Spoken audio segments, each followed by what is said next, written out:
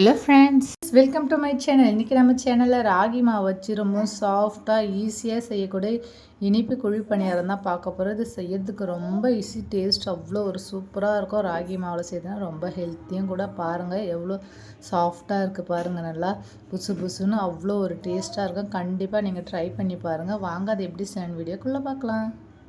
இப்போ ஒரு பவுல் எடுத்துக்கோங்க, அதில் 1 கப் அளவுக்கு ராகி மாவு எடுத்துக்கோங்க. இது பார்த்திங்கன்னா 250 கிராம் இருக்கும். இப்போ இதில் அரை கப் அளவுக்கு அரிசி மாவு எடுத்துக்கோங்க. அதே கப்பால் ஒரு 3/4 கப் அளவுக்கு நாட்டு சக்கரை எடுத்துக்கோங்க. எடுத்துகிட்டு ஒரு கப் அளவுக்கு காய்ச்சி ஆற வச்சுனா பால் சேர்த்துக்கோங்க. திக்கான பால் சேர்த்துங்க, அப்போ தான் ரொம்ப டேஸ்ட்டு நல்லாயிருக்கும். இப்போ இதை கட்டி எதுவும் இல்லாமல் நல்லா கலந்து விட்டுக்குங்க. சர்க்கரை மாவு எல்லாம் கலந்து வர அளவுக்கு நல்லா கலந்து விட்டுக்குங்க.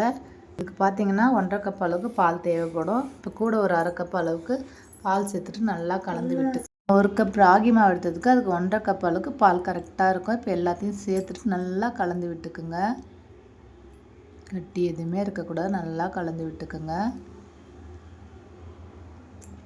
இதில் 1 கப் அளவுக்கு துருவி தேங்காய் சேர்த்துக்குங்க. கூட 2 ஸ்பூன் அளவுக்கு வறுத்த எள்ளு சேர்த்துக்குங்க. தேங்காய் எள்ளு சேர்க்கறதுனால பணியாரம் வந்து ரொம்ப டேஸ்ட்டாக இருக்கும். இப்போ எல்லாத்தையும் சேர்த்துட்டு நல்லா கலந்து விடுங்க. வாசனைக்கு ஒரு அரை ஸ்பூன் அளவுக்கு ஏலக்காய் தூள் சேர்த்துட்டு அதையும் நல்லா கலந்து விட்டுட்டு ஒரு அரை மணி நேரம் போல் இதை இப்போ அப்படியே விட்டுடுங்க. கடைசியாக அதில் 1/4 ஸ்பூன் அளவுக்கு ஆப்பச்சோடா சேர்த்துக்குங்க. ஆப்பச்சோடா சேர்க்குறது நல்லா சாஃப்டாக இருக்கும். எல்லாத்தையும் சேர்த்துட்டு கலந்து விட்டுருங்க. இப்போ குழி பணியார சட்டியில் நெய்யில் எண்ணெய் சேர்த்துக்குங்க. சேர்த்துட்டு நல்லா அடுப்பு வந்து தீயை குறைச்சி வச்சுட்டு நம்ம கலந்து வச்சுருக்க மாவை சேர்த்துக்குங்க. சேர்த்துட்டு நல்லா வேக வச்சு எடுத்துக்கலாம். அடுப்பு வந்து கம்மி தீயிலே வச்சுக்கோங்க.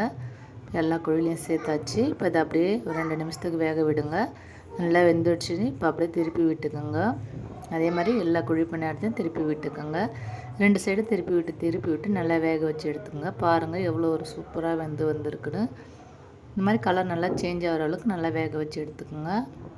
அவ்வளோதாங்க ஃப்ரெண்ட்ஸ், சூப்பரான குழி பணியாரம் ரெடி ஆகிடுச்சு. இதே அளவுகளோடு நீங்களும் செஞ்சு பாருங்கள். டேஸ்ட் அவ்வளோ ஒரு சூப்பராக இருக்கும். குழந்தைங்களுக்கு வாரம் ஒரு முறை கண்டிப்பாக செஞ்சு கொடுங்க. ராகி மாவில் அவ்வளோ சத்து இருக்குது. இந்த வீடியோ உங்களுக்கு பிடிச்சிருந்ததுன்னா வீடியோவை ஷேர் பண்ணுங்கள், கமெண்ட் பண்ணுங்கள், சப்ஸ்கிரைப் பண்ணிவிடுங்க ஃப்ரெண்ட்ஸ். தேங்க்ஸ் ஃபார் வாட்சிங் ஃப்ரெண்ட்ஸ்.